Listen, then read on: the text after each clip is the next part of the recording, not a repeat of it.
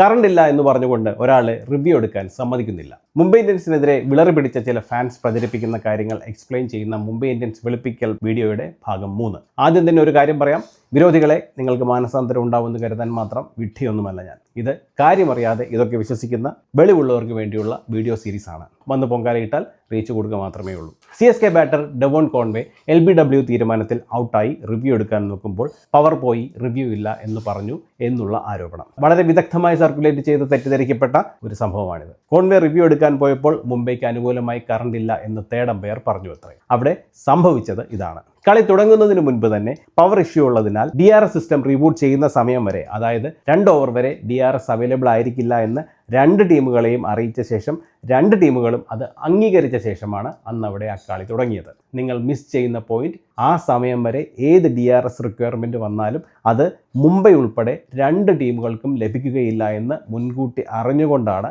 ഇരു ടീമുകളും കളി തുടങ്ങിയത് എന്നതാണ്. ഇപ്പോൾ നിങ്ങൾ ക്രിക്കിൻഫോ കമൻട്രി എടുത്ത് നോക്കിയാൽ അതിൽ ഈ ബോൾ എറിയുന്നതിന് മുൻപ് തന്നെ DRS അവൈലബിൾ അല്ല എന്ന് എഴുതിയിരിക്കുന്നത് കാണാം. ഈ LBW ഡിസിഷൻ വന്ന അതേ നിമിഷം തന്നെ അതിൻ്റെ കൂടെ തന്നെ DRS അവൈലബിൾ അല്ല എന്ന് ഹർഷ ബോഗ്ലെ പറയുന്നത് ഇപ്പോൾ നിങ്ങൾ ഹൈലൈറ്റ്സ് എടുത്ത് നോക്കിയാലും കാണാം. കളിക്കളത്തിൽ ആർക്കെങ്കിലും അതിൽ കൺഫ്യൂഷൻ ഉണ്ടായിട്ടുണ്ടെങ്കിൽ അത് അവരുടെ മാച്ച് അവയർനെസ് ഇല്ലായ്മയാണ്. അതിന് ഫിക്സിംഗ് എന്നോ കോഴയെന്നോ നിലവിളിച്ചിട്ടും പ്രൊപ്പഗണ്ട നടപ്പാക്കാൻ നോക്കിയിട്ടും ഒരു കാര്യവുമില്ല. ഇതിനെയാണ് മുംബൈ അമ്പയറേയും DRSും വാങ്ങി കളി ഫിക്സ് ചെയ്തു എന്ന് പ്രചരിപ്പിക്കുന്നത്. 6ാമത്തെ സംഭവം 2019 CSK മുംബൈ ഫൈനലിലെ അവസാന ബോൾ അഥവാ അവസാന കച്ചിത്തുരുമ്പ്. മലിംഗ എറിഞ്ഞ അവസാന ബോളിൽ CSKക്ക് വേണ്ടിയിരുന്നത് 2 റൺസാണ്. അതിൽ LBW ആയി ഷർദുൽ താക്കൂർ പുറത്തായി മുംബൈ വിജയിച്ചു.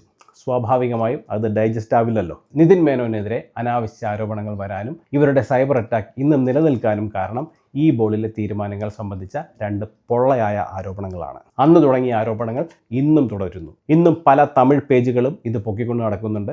നിഷ്കളങ്കരായ ആളുകൾ അതിൽ വീഴുന്നുമുണ്ട്. അത് ഏറ്റുപിടിക്കാൻ മലയാളികൾ ഉൾപ്പെടെയുള്ളവരുമുണ്ട്. ഈ ബോൾ നോ ബോൾ ആയിരുന്നു, ബോൾ ലെഗ് സൈഡിലേക്ക് പോകുമായിരുന്നു. ഇത് രണ്ടുമാണ് ആരോപണങ്ങൾ. വെറുതെ ഒന്ന് 2019 ഹൈലൈറ്റ്സ് IPL വെബ്സൈറ്റിൽ കയറി നോക്കിയാൽ തീരാവുന്ന പ്രശ്നങ്ങളെ നിങ്ങൾക്ക് ഇവിടെ ഉള്ളൂ. ഇതാണ് ആ ബോൾ.